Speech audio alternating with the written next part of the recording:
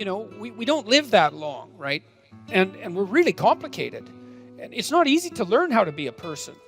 You know, I mean, it takes you like 40 years before you can learn to be a person enough so that you can get out of your mother's basement. So it's hard. That's half your life before, well, maybe not 40, but certainly sometimes. It takes a long time to learn how to be a human being. And we're very, very complicated. We're way more complicated than we can understand. You know, and we've been watching each other for a long time, watching ourselves, telling stories about ourselves, trying to draw some wisdom from our self-observations to teach to our children and to our grandchildren and so forth. And we've codified them in all sorts of strange ways in these memorable stories, fairy tales and myths and religious stories, all of those things. And what are they there for? They're there to remind us who we are, because we need to know who we are. I believe the most important idea that's ever been generated is the idea that men and women are made in the image of God. I think that a culture that isn't predicated on that belief, knowingly or unknowingly, and better knowingly, is doomed to absolute catastrophe. Because there's no reason to assume that there isn't something about us that's of transcendent value. I mean, if for no other reason than the fact of our consciousness, you know, like here we are, we're aware of what there is. And it isn't even obvious that there could be what there is if there wasn't something that's aware of it. And so our very awareness plays an integral role in the fact of being itself. You know, and metaphysics aside, it's hard to see that anything could be more vital than that, more important than that. And then it isn't only that we apprehend reality, you know, and therefore give it shape merely by our perceptions. It's also clearly the case that we partake in its shaping. And we call ourselves on that. You know that you feel guilty and ashamed when you're not doing what you could be doing, when you're not living up to your potential, when you're not making the most of what's offered to you. You understand at a very deep level that you're breaking. There's no other way of saying it. You're breaking a divine commandment. You're offered this unbelievably rich possibility, and it's there for you to grapple with. And you say, well, I don't believe in such things, in the divinity of humanity, or in divinity itself, or in the divine for that matter. But you can't fool yourself with that kind of argumentation. It doesn't stop you from feeling guilty and ashamed and worthless and disappointed and frustrated and angry and vengeful at the fact that you're wasting your life and you're noticing it, and that you're making yourself much less than you could be, and that you're making things around you worse for everyone else. And like, perhaps there's a psychopath or two in the audience who just doesn't give a damn, and who is focused only on instantaneous gratification for their most primordial impulses this moment, right? But it's not a sustainable mode of being, and it's very rare. And so the purpose of religious ideas is to wake us up. It's to remind us who we are, right? It's to remind us that we're imbued with a spirit that can be best described in some sense as immortal. It's the spirit that allows all of us to be conscious, that we all participate in simultaneously, that gives rise to the world and shapes it.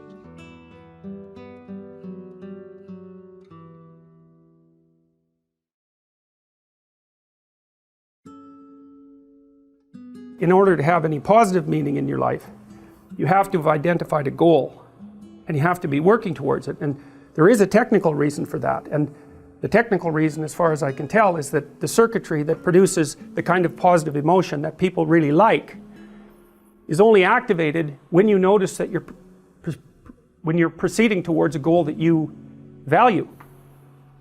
And so that means that if you don't have a goal that you value, you can't have any positive emotion. So technically that's the incentive reward system, and the underlying circuitry is dopaminergic, and when that circuitry is activated, then it's part of the exploratory circuit. It gives you the sense of being actively engaged in something worthwhile. And that's, you tend to think of positive emotion as something produced by reward, but there's two kinds of positive emotion. One is the reward that's associated with satiation, and that's consummatory reward, and that's the reward you get when you're hungry and you eat. But the thing about eating when you're hungry is that it destroys the framework within which you were operating, right? It's time to eat. Well, you eat, and then that framework's no longer relevant, so the consummatory reward eliminates the value framework, and then you're stuck with, well, what are you going to do next? And so the consummatory reward has with it its own problems, but the incentive reward is constantly what keeps you moving forward. And incentive reward, because it's dopaminergic, also is analgesic, literally analgesic. So if you're in pain, you take opiates and that will cut the pain, but so will psychomotor stimulants like cocaine or amphetamines. And so it's literally the case that if you're engaged in something that's engaging and you're working towards a goal, that you're going to feel less pain. And you can see this happening with athletes who, they'll break their thumb or something, or maybe sometimes even their ankle, and they'll keep playing the game. Of course, afterwards they're suffering like mad, but the fact that they're so filled with goal-directed enthusiasm means that, well, the pain systems are in some sense shut off. So that's an interesting thing, because what it suggests, then you could imagine, I might say, well, how happy are you that you've made a certain amount of progress? And if you think about it, what you'd say is, well, it depends on how much progress and in relationship to what. So hypothetically, you're going to be happier if you've made quite a bit of progress towards a really important goal. And then you have to think through what it means for a goal to be really important, because that's not obvious. Now, you could say, you're in this class and you're listening to some information, and maybe there's two reasons for that. You might find the information interesting per se, but let's forget about that for a minute. You need to listen to the information so that you can do well on the assignments, so that you can do well in the class. You need to do well in your classes so that you can finish up your degree. You need to finish up your degree so that you can find your place in the world. You need to do that so that you're financially stable and maybe you can start a family and have a life, and that's all part of being a good person, something like that. And so that's a hierarchy of goals, and you might say that being a good person would be the thing, however vaguely thought through, that's at the top of that hierarchy. And then when you're doing things that serve that ultimate purpose, then you're going to find those more meaningful, and that meaning is actually produced as a consequence of the engagement of this exploratory circuit that's nested right down in your hypothalamus. It's really, really old. It's as old as thirst, and it's as old as hunger. It's really an old system. And so you want to have that thing activated.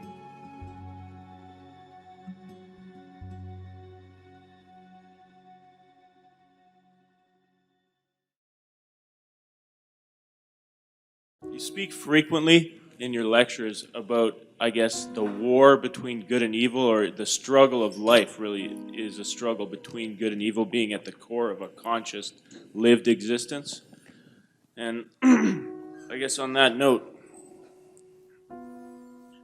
if you were 100% certain that there was no afterlife, would you still be able to preach that there's a positive meaning in life? If you were 100% certain. Some atheists seem to be 100% certain, and yet they still preach that there's some positive meaning to life. Would you be one of those, or would you turn into Cain, so cynical? I think that, well, as far as I'm concerned, one of the things I learned from studying 20th century history is that, even if you take the most cynical of ideas, let's say that life is irredeemable suffering and perhaps isn't even justified because of that, it still seems to me that you have an ethical duty, let's say, to live in a manner that reduces that to the degree that that's possible. And I think that can be experienced as meaningful in some sense independently of the transcendent context. Now, I don't exactly know how to strip off the transcendent context, because one of the things I would say that's happened to me is, because I've spent so much time looking at the horrible things that people have done, is that it's like Jung said, that this is one of his famous quotes. He said, "No tree can reach up to heaven unless its roots reach down to hell." And so as I've dug deeper into the depravity of human beings, my sense of the possibility of human beings has also grown, what would you say, in proportion. And until I've become convinced actually that good is a more powerful force than evil, even though evil is an unbelievably powerful force. And so I can't really strip the transcendent away. Now, what bearing that has on eternity, say on an afterlife, I mean, I can't say anything about that. The only thing I guess I can say is that there are many things about being that we don't understand in the least.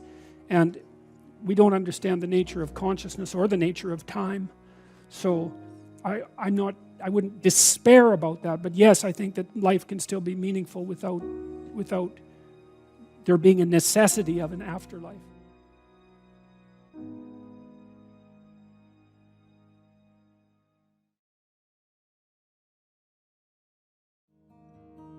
So I might say, well, why are you going to university? Or I might say, what are you doing right now? And then the answer would be, well, I'm sitting in class. And then the question would be, well, why are you sitting in class? And the answer to that would be, well, because I want to take this course. And why? Well, it's because I want to get my degree. So why? Well, because I want to be prepared for a career and a productive and high quality life when I get out. Well, why? Well, you can keep saying why pretty much indefinitely, and as you answer, you go farther and farther out in time scales. Now, it's a tricky thing, because one of the things I might tell you, this is a very complex cognitive problem, is, well, where should you stop? So, for example, I could say to you, do you want $100 an hour, or do you want 50,000 years in 75 years? You're going to think, well, I'll probably take the $100 now. Well, how about in 200 years? It's like, well, I'm not going to be there. I'll take the $100 now. Well, so obviously thinking out 200 years is not that helpful. Now you might think, well, no, you should calculate the effects of your actions on the vastest time span possible and include the largest number of people if you're really going to equilibrate it. But the problem is you can't do the computations, because you get this thing called combinatorial explosion happening, which is that it's like a chessboard. You make one move, okay, fine. But then you could make 4, and then with each of those you could make 4 more, and then with each of those you could make 4 more, and soon if you're looking 20 moves ahead, it's like there's so many moves that the other person could possibly make that looking that far ahead is pointless. You can't do the computations. And so we don't know how far you should look into the future. It depends on how stable your environment is. But 1 month seems okay. A year, yeah. 3 to 5 years, that's what I'll have you do when you do the future authoring program. 20 years? Probably not. And the reason for that is the margin of error in your prediction grows so large that your prediction isn't worth anything. And you can really see how that's the case now, because like, what's it going to be like in 20 years? When I was a kid, I used to read science fiction. It was like plausible accounts of the potential future. It's like, now? Who knows? Anything could happen. Anything could happen. You could be 3/4 robot in 20 years. You could have a lifespan of 10,000 years. I mean, we just do not know. We could be living in caves again with everything in ruins. We don't have a clue what's going to happen. So 20-year span, I would say, get friendly with computers. So 20-year span's too long. So, okay, anyways, what I'm pointing out is that you have to calculate what you're doing across multiple spans of time, and in that combination, in combination with many, many people. And that makes things very complex, but that's how you're building the structures that you live with.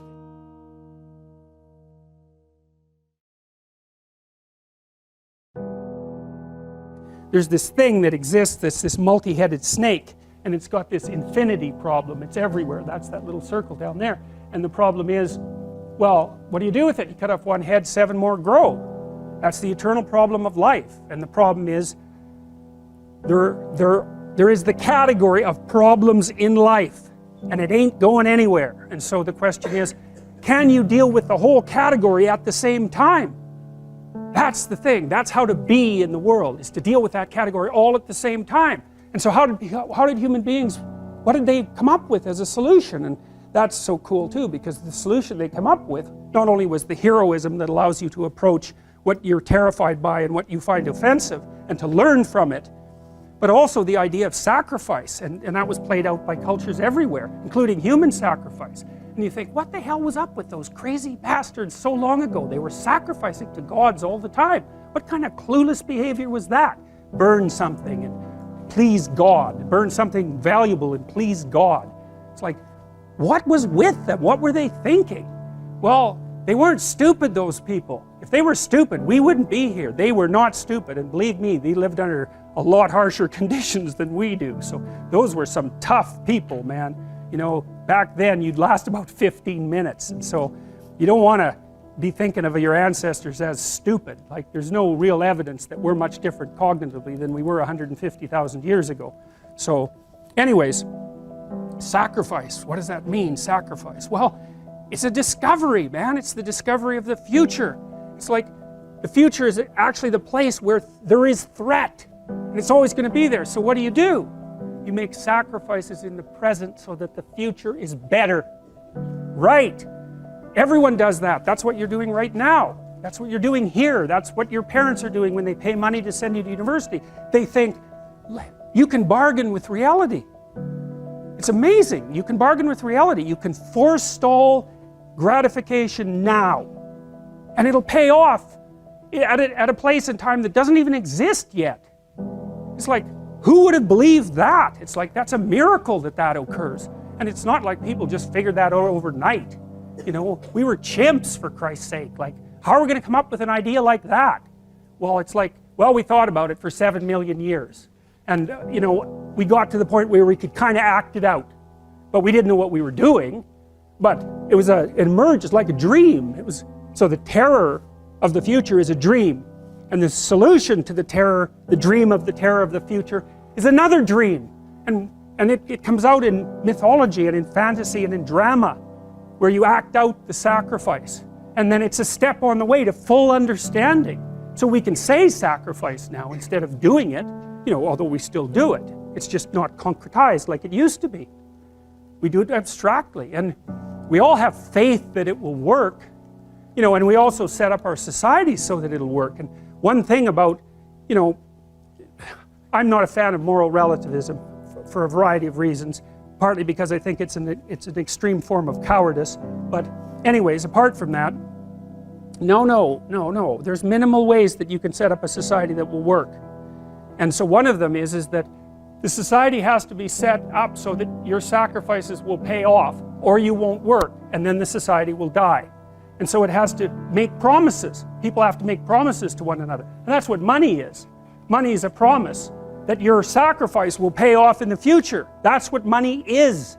And so if the society is stable, you can store up your work right now, you can sacrifice your impulses, and you can work, and you can store up credit for the future, and then you can make the future a better place. But society has to be stable enough to allow for that. Hyperinflation will do you in.